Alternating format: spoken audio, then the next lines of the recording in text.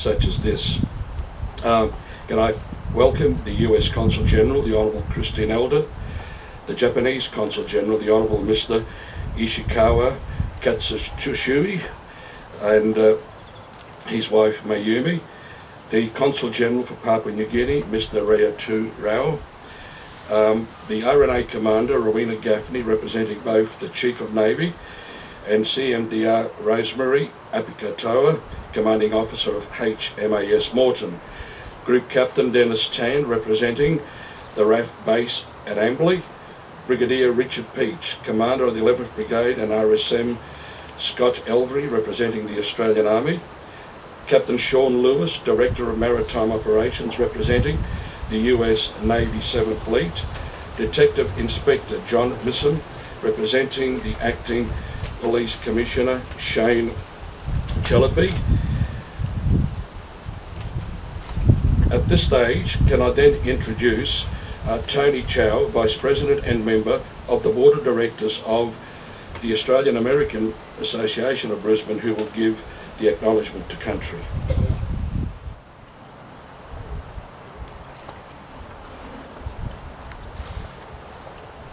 We acknowledge the Turrbal peoples and the Yagara peoples as the traditional owners of the land on which the Australian American Memorial is situated. Their name for Brisbane is Meanjin, the land of blue water lily. We acknowledge and celebrate the rich traditions and creative cultures of all Aboriginal and Torres Strait Island peoples of Australia. We pay our respect to the elders past, present, and emerging. Thank you, Tony, for that welcome and also for the very interesting context in relation to this very special place that we're gathering on today. Can I call on Pastor Jenny Schlesinger, RAN Chaplain from HMAS Morton, who will say the prayers.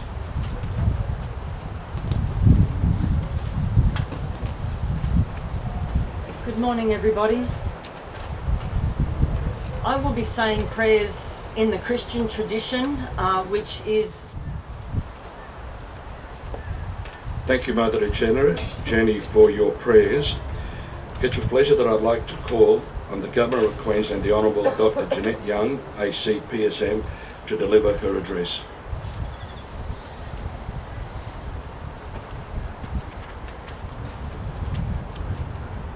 Consul Generals, the United States, Japan and Papua New Guinea, Commander HMAS Morton, Commander Rosemary Apikatoa RAN, representing the Commander 1st Division and Deployable Joint Force Headquarters, Brigadier Richard Peace and Warrant Officer Scott Elvery, representing the Chief of Navy, Commander Rowena Gaffney, RWAF Base Amberley Senior Officer, Group Captain Dennis Tan, representative of the US Navy 7th Fleet, Director of Maritime Operations, Captain Sean Lewis, and all representatives of the Australian Defence Force and the United States Armed Forces. Australian American Association President, Mr. Mike Harris, and members of the Board of Directors, veterans and your families, ladies and gentlemen. I would also like to begin by acknowledging the original custodians of the lands that Brisbane is on, the Turrbal and Yagara peoples, and pay my respects to elders past, present and emerging, and I extend those respects to any First Nations people here this morning, particularly any First Nations veterans. This morning we come together to commemorate a military event that took place 83 years ago, but which continues to hold great significance for us today. Over 4 days in 1942, across the vast expanses of the Coral Sea, Australia and United States Defence Forces combined to fight side by side to resist the advance of Imperial Japan. The Battle of the Coral Sea was not only the first conflict to harness the capabilities of aircraft carriers in war, but it's also the largest naval battle that has ever come so close to our shores. At the time, Australia was in a vulnerable position. Singapore had fallen, Darwin had been bombed, and the focus of the war had moved from Europe to the Pacific. If Port Moresby fell to a seaborne invasion, the threat would come ever closer. On the waters and in the skies, the Allied and Japanese forces each showed incredible skill and courage, using the might and agility of naval planes to destroy enemy ships and protect their own. Accounts from the time revealed the challenges and complexities of the battle from both sides. Pilots manoeuvring their planes through thundery squalls, fighting anti-aircraft fire and exhaustion, men on the seas with the ever-present risk of torpedo bombing and drowning, each performing unbelievable feats of bravery and sacrifice to serve their countries. The Allied victory at the Battle of the Coral Sea shifted the dynamic of the war, yet it also demonstrated the power of fellowship and unity in the face of peril. This morning, while we remember all of those who were wounded or lost their lives during this battle, we also recognise the immense preciousness of peace. And we pay tribute to the deep connection between Australia and the United States, cemented during those dark days of World War II, an alliance built on trust and mutual respect. The passing of time has strengthened these bonds and extended to include the country we once fought. We rely on our shared vision for a future free from conflict, so that war may never again divide us. Today's commemoration is important because it reminds us that those who served and continue to serve do so in the name of freedom and with a spirit of deep and enduring friendship. This morning, we honour their memory and express our most profound gratitude, lest we forget.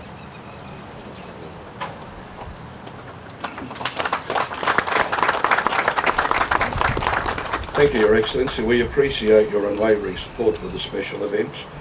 You're always with us and we deeply appreciate that.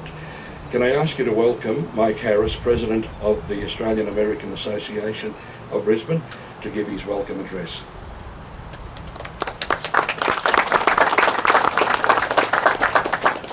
Thank you, Santo.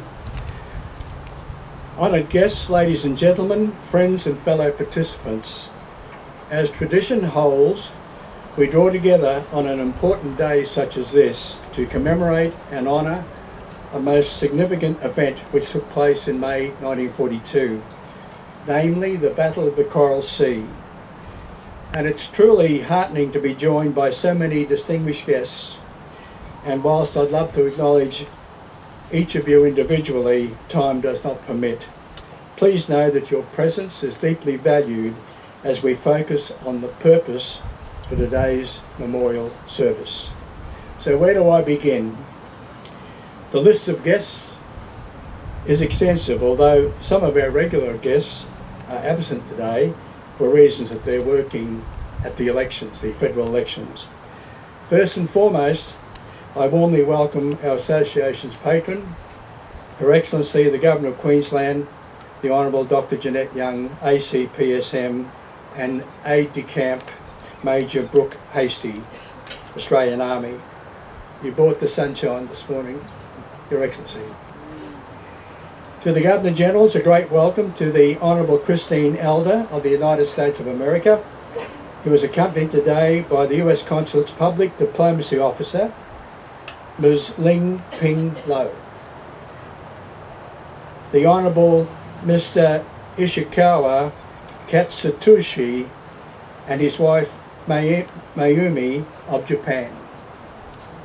The Honourable Ray-Ter Rao of Papua New Guinea, and representing the Commander of the United States Navy 7th Fleet, we are honoured today by the presence of Captain Sean Lewis, who is the US Fleet's Director of Maritime Operations. I further welcome the Honourable Tim Nichols, MP, Minister for Health and Ambulance Services, and State Member for Clayfield, who is representing the Queensland Premier, the Honourable David Christofouli, MP. And I'm happy to say that the Honourable Tim Nichols is also a life member of our association. Next, Tara Hasmalis, Deputy Commissioner, Department of Veterans Affairs, who was representing the Prime Minister of Australia, the Honourable Anthony Albanese. Councillor Julia Dixon, representing the Lord Mayor of Brisbane, the Right Honourable Adrian Schooner. Detective Inspector Missam, who is representing the Acting Police Commissioner, Shane Shepley, and gracing our service today are representatives of the three branches of the Australian Defence Force. RAN Commander Rowena Gaffney, representing both the Chief of the Royal Australian Navy and the Commander of HMAS Moreton, Commander Apicatella. Group Captain Dennis Tan, representing RAAF Base Amberley, and Brigadier Richard Peace, Commander of the 11th Brigade, and Regimental Sergeant Major WO1 Scott Elvery, representing the Australian Army. And I thank all of HMAS Moreton's personnel here today. They do it so remarkably well every year. HMAS Moreton's CPO Ceremonial Officer Andrew Skakleton, RAN, and the Catapult Party. Also Chief Bandmaster Simon Potter, RAN, and those connected with the Royal Australian Navy Band of Queensland. And joining them today is the Quintet Band from the United States 7th Fleet. Ladies and gentlemen, would you please welcome to Australia. They have travelled all the way from their home base at Yokosuka, located in Tokyo Bay, Japan. Would you just give them a hand, please? Thank you.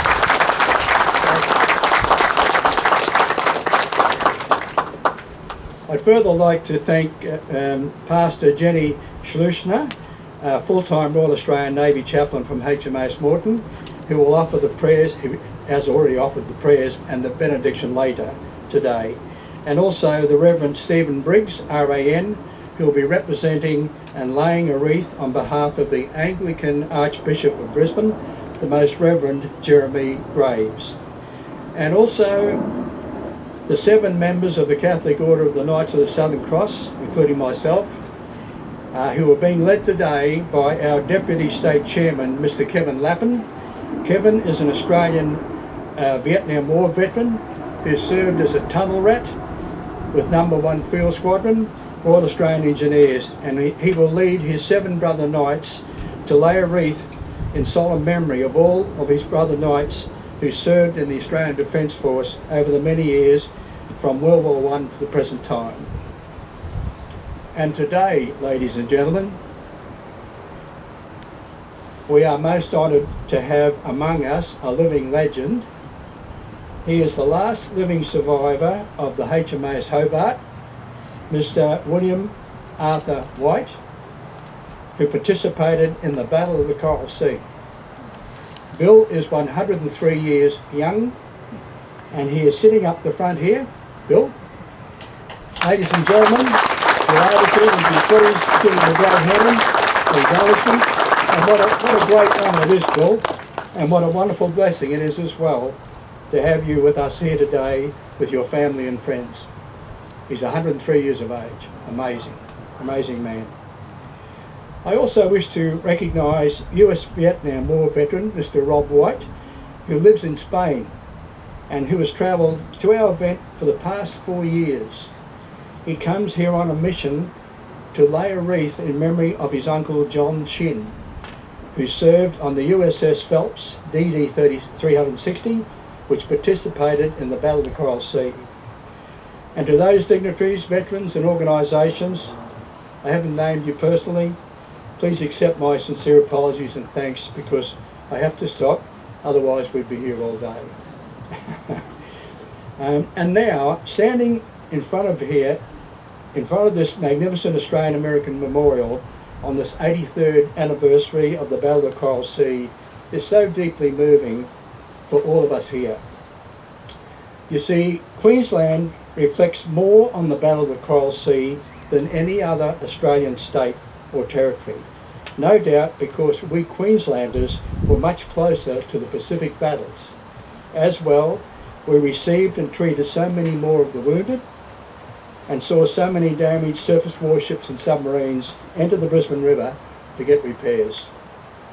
And the Battle of the Coral Sea was not a clear victory. It wasn't a clear-cut victory for neither side, however. This is because a similar number of aircraft carriers, other warships and aircraft were lost. And unfortunately there were 543 American naval personnel killed or wounded in that battle. Nevertheless, what the battle did accomplish for us, the Allies, was to prevent the enemy from invading Port Moresby and establishing a base there from which to attack other locations, including mainland Australia.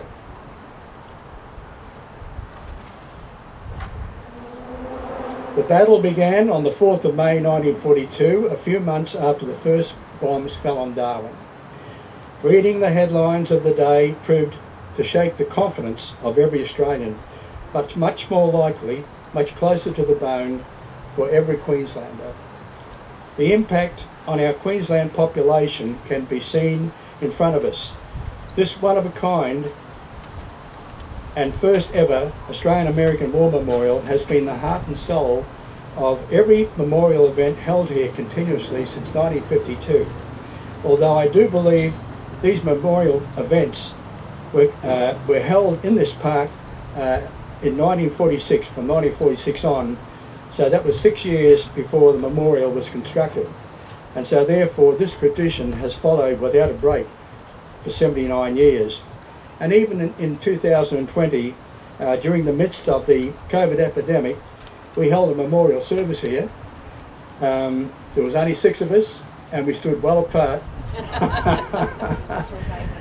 And we laid 6 wreaths, and anyway, we continued the tradition all the way through from 1946. Now, the monument was unveiled in 1952 in the presence of the US General Robert L. Eichelberger, a famous US general who commanded the 8th United States Army in the Southwest Pacific area during World War II. This Australian American War Memorial was funded totally from Queenslanders' contributions, designed and built by Queenslanders as a heartfelt thanks to our American allies. And now let us focus on the significance of this occasion by honouring those who served with bravery and sacrifice. The Battle of the Coral Sea, fought between the 4th and the 8th of May 1942, was the first naval battle in which opposing ships never sighted each other. It was fought entirely by aircraft, a battle of strategy, skill and sheer national determination. That's what it was. It halted the enemy's advance and secured the critical sea lanes between the United States of America and Australia. And to the United States of America, for your unwavering support and enduring friendship over the years, we say thank you. In closing today, I thank you for the opportunity to speak, and I leave you with this thought. Let us honour the past, celebrate our shared values, and look to a future of peace and cooperation. Let us remember those who fought and gave their lives so that we may enjoy our present freedom, lest we forget. Lest we forget. Now, I encourage you to inspect the powerful display over there of 20 large photographic signs which were created by Mr. Paul Johnson. And they illustrate in timely order the key moments of that battle, and you can follow the progress of the battle from sign 1 to sign 20. So there's 10 on this side, and then following 11 down to 20. It's a summation of the whole battle. And in finishing, I'd just like to extend some very well-deserved thank yous. Firstly, to our dedicated association life member, the Honourable Santo Santoro, a sincere thank you. Thank you for being our MC this year, and you bring such a dignified presence to our service, and I extend my respect and gratitude to you for all that you do in supporting our association, Santo. Next, a big thank you goes to our volunteers. These are our association members who have worked tirelessly today to make our commemoration a success. They are our Association's Vice President, Tony Chow, our Secretary, Alice Langford, Teresa Pocoy, the lady in the ethnic dress over there, the Polish outfit, and our members, Jill McKean, Jeff Abrahams, Corian Kelly, Ainsley Jordan, Brian Doyle, Sally Elliott, John Gates, Margot Gates, Dr. Betty Lee, Norman Love, Peter Racy, Morris Hand, Bob McClear, and Laurie Cartagena. Next, another big thank you goes to our Senior Constable, Morgan Deck. He and his staff are from the Valley Police Station. They're doing a great job today in providing vital security here at Newstead Park. And you may not always catch a sight of them, but they're here. They are definitely around. So they do a great job watching and keeping us safe. And lastly, a big thank you to the officer in charge, Mr. Jeremy Lodge of Metro North Region Ambulance Service, for being on call just in case, God forbid, someone might need their help. I thank you. Thanks very much.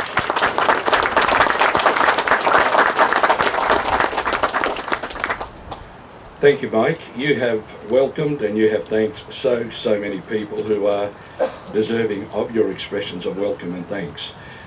So on behalf of us all, I would like to welcome you and Teresa and your board and the other members of the organising committee to your very special ceremony. And we also then thank you for preparing this occasion, particularly the site.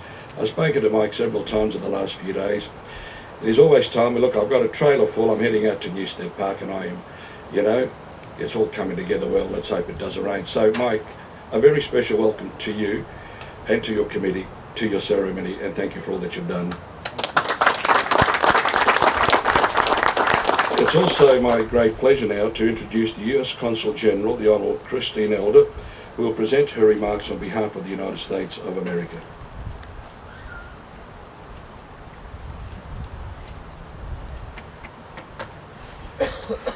Thank you. I would also like to acknowledge the traditional owners of the land and the water where we gather today, this very beautiful, special spot, and also pay my respects to elders past, present, and emerging. I have greetings from Washington, a short statement I'd like to read, and then add a few of my own thoughts as well. With the honor of representing the United States at this important and solemn occasion, we carry greetings from Washington to commemorate the 83rd anniversary of the Battle of the Coral Sea. At that time, the naval and air forces of the United States and Australia joined in a fierce battle against the Imperial Japanese Navy, marking a pivotal moment in World War II. This battle, fought over 4 intense days, halted a major Japanese advance for the first time in the Pacific theater. The Battle of the Coral Sea was an important turning point for the Allies, weakening the Japanese fleet and contributing to their eventual defeat. However, victory came at a great cost, with Allied forces losing over 600 brave men, 69 aircraft, a fleet carrier, destroyer, and an oiler. It was also a significant turning point in the United States-Australia alliance and relationship, and our bond has only continued to grow stronger over the years, and today exemplified by extraordinary collaboration through initiatives such as AUKUS and the Quad. Today we honor the sacrifice and courage of those who fought in the Battle of the Coral Sea, and what an honor it is to have you here with us today and for us to have the chance to meet you. As we commemorate this historic battle, we also remember the defenders, the Americans and Australians, who gave their lives for our freedom. Their sacrifice will forever be etched in our hearts, and our nations remain eternally grateful. In my own capacity, I would also like to acknowledge how proud we are of the strength of our alliance today, that has helped maintain a free and open Indo-Pacific. We're particularly proud that the U.S. 7th Fleet here today, the largest U.S. forward deployed fleet and the one born of the very battle which we commemorate, and whose flagship was just in Cairns, ported just a week or so ago, now calls Japan its home in the Pacific, and the lessons we've all learned and the ties we've all built over the decades between Australia, the United States, and Japan after World War II are indispensable for peace and stability in the region. So we especially thank our Japanese allies for taking part in our remembrance today, and our dear friends from Papua New Guinea as well. We certainly, for me personally, the Coral Sea commemorations were the first events that I participated in Queensland 3 years ago. So it's an appropriate bookend for me in my last official ceremonies and acts here in Queensland. I'll be returning to the United States in a few weeks. But because I have been so inspired by the courage of our service members who are serving today, our veterans, the families who we remember, I will be taking up an assignment with the U.S. Navy and doing everything I can to keep this alliance strong and to keep the remembrance of very important battles and relationships in our hearts and in our minds and guiding our every move. So thank you so much for friends and family who are here today. You inspire us, those of us in service. Thank you for welcoming us into your community. I finished my first remarks in Queensland with a statement that I would like to finish today, and that is that Queenslanders and Americans have always been there for one another, and we always will be.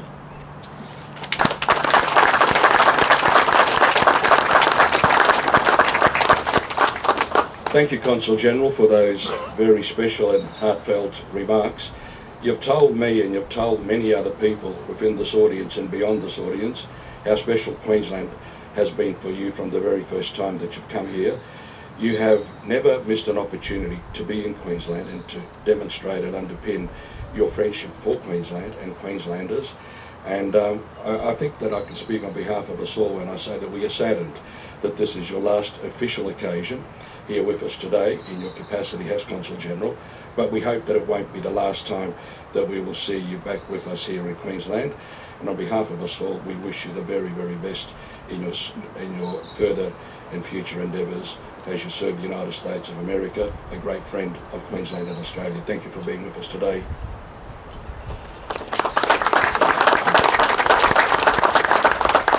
Without any further ado, can I introduce Captain Sean Lewis, Director of Maritime Operations and representative of the US Navy 7th Fleet, who will deliver a speech on behalf of the US Navy.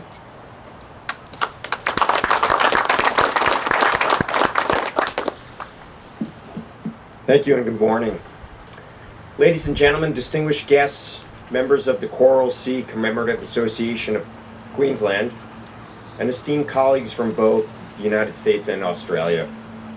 I'm honored to be here this morning on behalf of Vice Admiral Fred Kacher, the commander of the US 7th Fleet, as we reflect upon the historical significance of the Battle of the Coral Sea and the lasting bonds that were forged between our nation in those waters. One of the reasons we take the time to stop our busy days for a ceremony like this is to honor those who gave their lives in service to our nations. A destroyer, an oiler, the carrier Lexington, 69 aircraft, and more than 700 lives were lost during the 4-day battle where our navies sailed and fought side by side. We also take the time to reflect on this anniversary because the battle demonstrated our combined forces' ability to stop the momentum of the Imperial Japanese fleet, marking a pivotal shift in the Pacific campaign. The cost paid during the Battle of the Coral Sea set the stage for a strategic victory at Midway a few short weeks later, changing the trajectory of the entire war and ultimately leading to all of us standing here, free, today. This battle laid the foundation for an alliance between Australian and American forces based on mutual trust, cooperation, and respect. And the bond between our nations and our navies has only strengthened over time. The Indo-Pacific is a vast, dynamic, and challenging space, but as I look to the future, I'm encouraged by the continued collaboration I see every day. We have Australian officers underway with us on the US 7th Fleet's patrol aboard the USS Blue Ridge right now. And we sail on the Coral Sea today. We just concluded a port visit in Cairns, where we were immediately welcomed by the Royal Australian Navy. Personally, I've sailed with several Australian officers on board my ships. USS Sterritt, my weapons officer, was Commander Dale Axford. So I have a personal bond toward the Australian Navy as well. HMAS Sydney and USS Omaha just concluded a joint sail in the South China Sea. We are operating and integrating with our Australian counterparts nearly every day in the Indo-Pacific. The U.S.-Australian alliance is a testament to our shared values and our commitment to security and prosperity in the Indo-Pacific. I know we will continue to deepen defense ties, advance strategic capabilities, and foster a new wave of technological innovation in defense and security. As we continue to face new challenges together, we are inspired by the spirit of those who fought gallantly beside each other 83 years ago.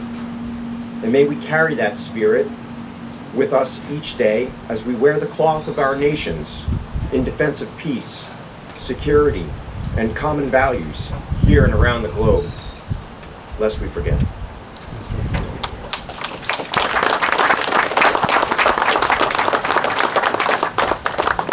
Thank you, Captain Lewis. You have travelled like your predecessors great distances, often from Tokyo, Japan, but in your case from your ship, which is berthed in New Caledonia, still a long distance, and your remarks certainly underpin the strength of the alliance and the friendship between Australia and the United States of America, and we thank you for those reassuring and most welcome remarks. Thank you again. Ladies and gentlemen, would you please now be outstanding for the mounting of the Senator Party. Senator Party, red march!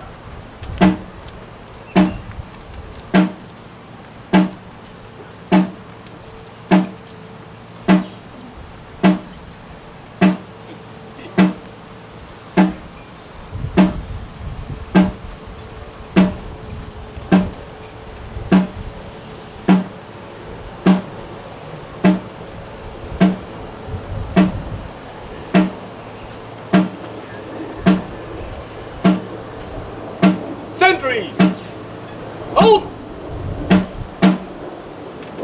Sentries, into line, right! Rest on, arms!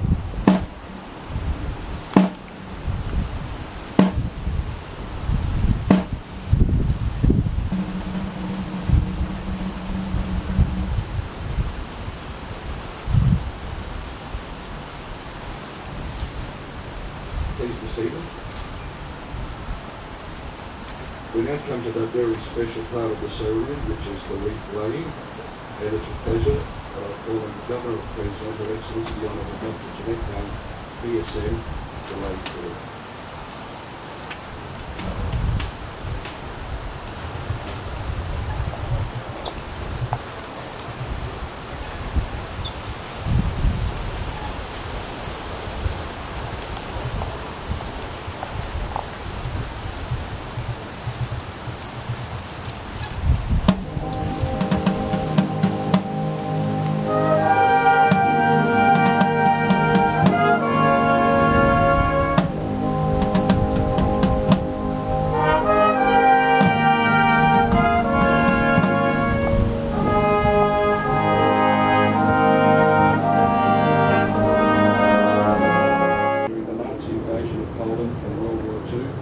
Her great-grandparents, grandfather, uncles, aunts, and cousins.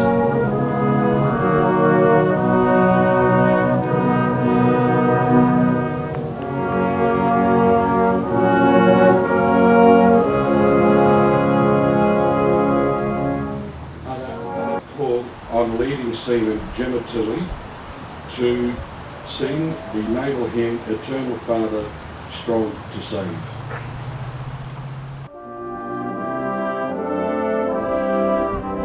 Who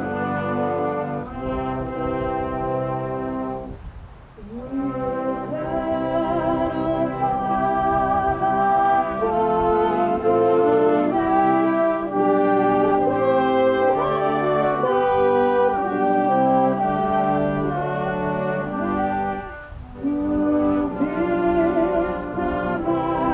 mighty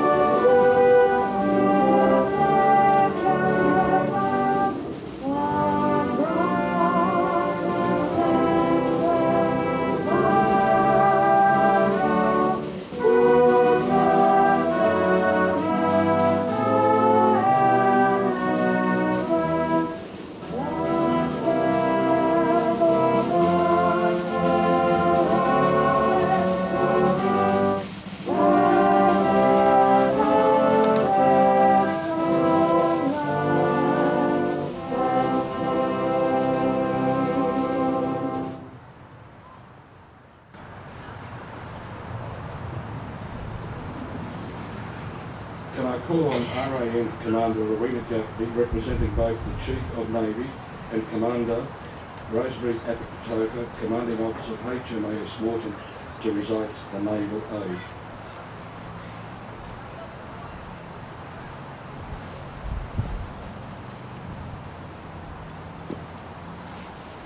They have no grave but the cruel sea, no flowers lay at their head.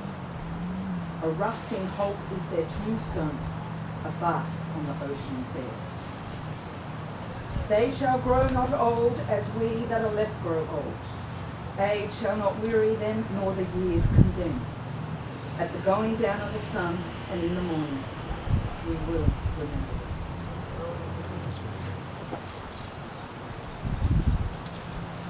Sentries!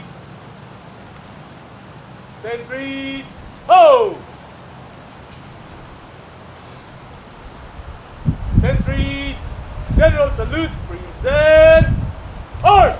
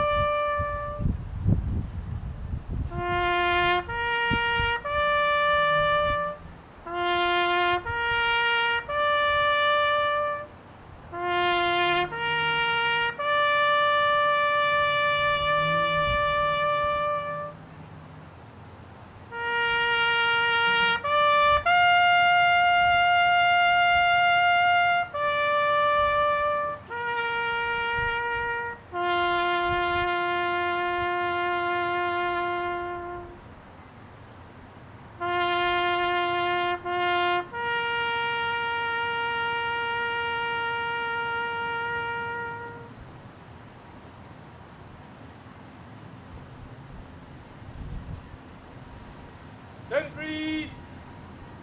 Sentries! Ho!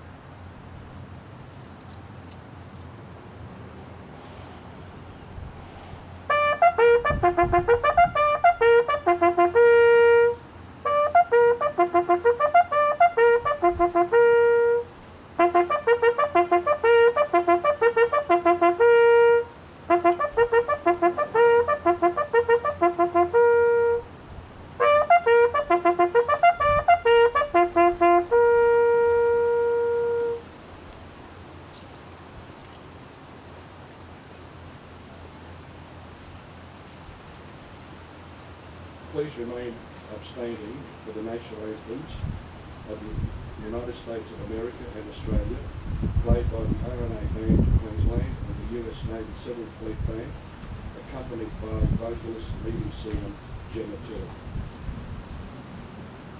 Sentry! General salute! Present! Arms!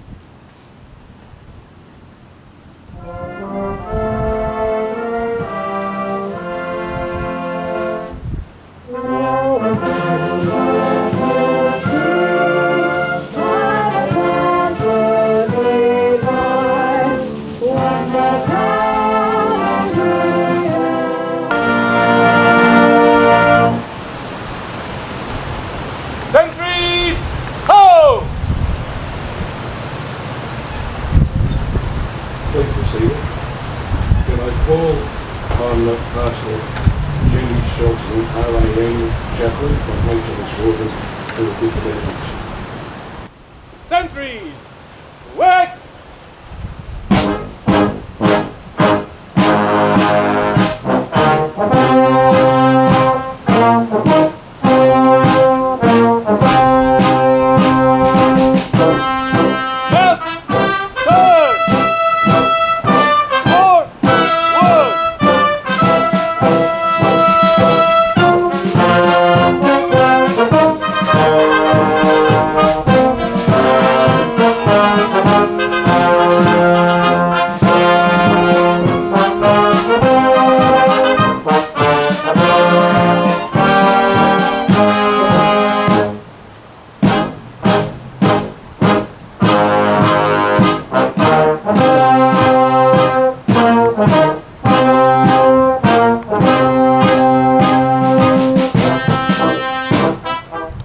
Remain standing for the Vice Regal musical honour.